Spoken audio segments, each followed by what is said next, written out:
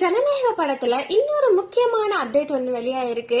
தளபதி அவர்களோட கடைசி படமான ஜனநாயகம் ஜனவரி 9ஆம் தேதி வந்து ரிலீஸ் ஆக போகுது. கடைசி படம் நினைக்கும் போது மனசு ரொம்பவே கஷ்டமா தான் இருக்கு. பட் அரசியல் பயணத்தோட தொடரும் போது சினிமா ஒரு தடையா இருந்துடக்கூடாது அப்படின்றதுக்காக அவருமே ஒரு கனத்த மனதோடு தான் இந்த முடிவு எடுத்திருப்பாரு. சில வருடமாவே அவர் படம் எல்லாமே 500 கோடிக்கு மேலேயே வசூலாகுது. இந்த படம் வந்து 1000 கோடிக்கு மேல வசூலாகும் அப்படின்னு சொல்லிட்டு எல்லாத்து மத்தியிலுமே ரொம்ப எதிர்பார்க்கப்படுது.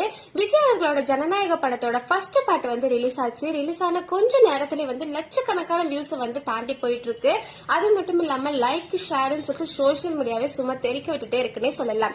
ஜனநாயக படம் ரிலீஸ் ஆனதுக்கு அப்புறம் எந்த ஓடிடில வந்து ரிலீஸ் ஆக போகுது அப்படின்னு சொல்லிட்டு ஜனநாயகம் படம் வாங்குறதுக்கு நிறைய ஓடிடி வந்து போட்டி போட்டுட்டு இருந்தாங்க. இதுல வந்து அமேசான் பிரைம் தான் இந்த வாய்ப்பை வந்து தட்டி தூக்கியிருக்காங்கன்னே சொல்லலாம். அதனால ஜனநாயக படம் ரிலீஸ் ஆனதுக்கு அப்புறம் அமேசான் பிரைம் ஓடிடில தான் ஜனநாயக படம் ரிலீஸ் ஆக போகுது. இதை பத்தி நீங்க என்ன நினைக்கிறீங்கன்னு மறக்காம கமெண்ட் பாக்ஸ்ல கமெண்ட் பண்ணிட்டு போங்க. டிவிக்கு பத்தின அப்டேட்ஸ்க்கு மறக்காம என்ன ஃபாலோ மட்டும் பண்ணிக்கோங்க.